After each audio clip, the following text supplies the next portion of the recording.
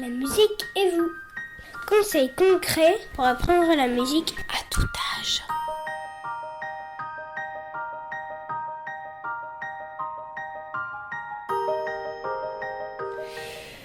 Et je m'appelle Marie-Charlotte Avril et je suis professeure d'éveil musical. Nous on dit initiation musicale, tous les enfants sont éveillés, on les initie plutôt, en pédagogie Jaël Montessori. Donc la pédagogie Jaël Montessori, comme son nom l'indique, elle a été inspirée de deux femmes, de la pensée de deux femmes assez exceptionnelles, chacune dans leur siècle. Marie Jaël, qui est une pianiste, qui a été secrétaire de Liszt. C'était une enfant prodige. Elle a d'abord été concertiste, et puis elle a été fascinée par le jeu de Liszt, dont elle a été la secrétaire. Et après avoir été concertiste très tôt, elle s'est complètement arrêtée, et elle a consacré tout le reste de sa vie à l'étude du toucher du piano. Elle a inventé ce qu'on a appelé la méthode du toucher, l'art du toucher de Marie Jaël, et elle a cherché comment reproduire le son qu'elle avait entendu chez Liszt par tout un travail de la main et de la manière de toucher le piano. Et puis Maria Montessori, elle est beaucoup plus connue, pédagogue du début du XXe siècle, qui a beaucoup œuvré pour le respect du développement de l'enfant, le libre choix dans ces écoles qu'on appelle les écoles Montessori, où les enfants ont à leur disposition tout un matériel et peuvent apprendre, une fois que ce matériel leur a été présenté, peuvent apprendre par eux-mêmes. Aide-moi à faire par moi-même, c'est ce qu'on dit dans les... On a dit longtemps aide-moi à faire tout seul, mais c'est dans l'idée aide-moi à faire par moi-même. C'est pas tout seul, débrouille-toi tout seul, mais c'est par moi-même, à mon rythme et à ma mesure. Voilà. Et puis, une femme qui s'appelait Marie-Charlotte Benoît a eu la chance de faire un bac Montessori complet, ça se faisait à l'époque. Elle est morte assez récemment, c'était une dame du XXe siècle aussi. Et elle a reçu par sa mère l'héritage Jaël. Sa mère avait été une très proche élève de Marie Jaël. Et le bac Montessori. Et puis elle s'est rendue compte que ces deux femmes avaient des points communs, en tout cas que ces deux pédagogies appliquées à la musique pouvaient faire des merveilles avec les enfants. Et elle a mis en place sa pédagogie en isolant chaque paramètre musical, en créant des jeux musicaux adaptés aux tout petits, 3-6 ans, et puis aussi aux bébés, puisque son mari était psychanalyste, Pierre Benoît était psychanalyste, cofondateur de la Maison Verte, donc très proche de Françoise Dolto. C'était un milieu de l'intelligentsia parisienne. Et Françoise Dolto avait demandé à Madame Benoît si elle pouvait mettre en place des moments musicaux avec les parents, les enfants, pour aider aux premières séparations. Et ce sont nos moments musicaux que nous continuons à pratiquer. Moi, je travaille beaucoup en petite enfance aussi.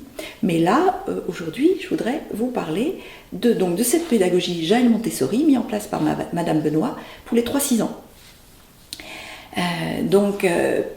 L'héritage Jaël, pour moi, c'est l'héritage de la main, qui va très très bien avec tout ce qui est comptine et jeu de doigts. Donc évidemment, vous connaissez les moulins, les marionnettes.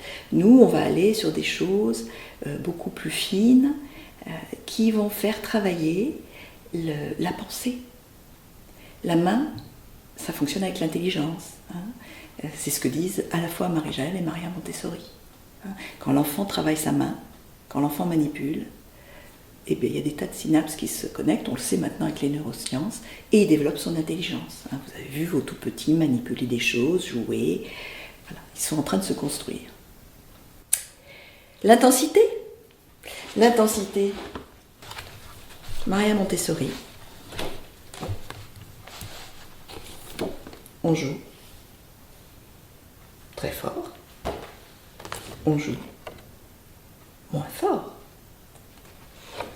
on joue beaucoup moins fort. Il n'y a pas besoin de dire fortissimo, mezzo forte, pianissimo. Il n'y a pas besoin des mots. C'est vraiment la couleur, l'intensité de la couleur qui va donner l'intensité du son. Intersensorialité. On a plein de jeux pour apprendre à jouer très fort, pour apprendre à jouer très doucement. C'est là aussi tout un travail moteur. Et voilà, et alors nous par exemple avec les clochettes, un jeu fabuleux que tous les enfants aiment, et tous les adultes aussi, qui est qui est un jeu de durée d'ailleurs, hein, on utilise les clochettes pour ça, mais c'est un des premiers jeux de durée, c'est le jeu de la bougie. Et vous pouvez le faire avec un couvercle de casserole ou une belle cloche chez vous, n'importe quel instrument résonnant, un bol tibétain, puisqu'il s'agit d'écouter le son jusqu'au bout. Donc il faut être deux, il y en a un qui joue le son et l'autre qui l'écoute. Moi je vais faire les deux.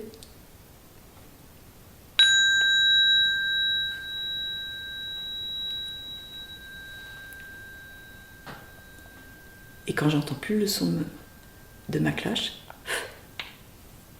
je souffle ma bougie. Un jeu d'écoute extraordinaire. Donc il faut un instrument avec un joli son, beaucoup d'harmonique. Et avant de travailler l'instrument, ça peut être intéressant.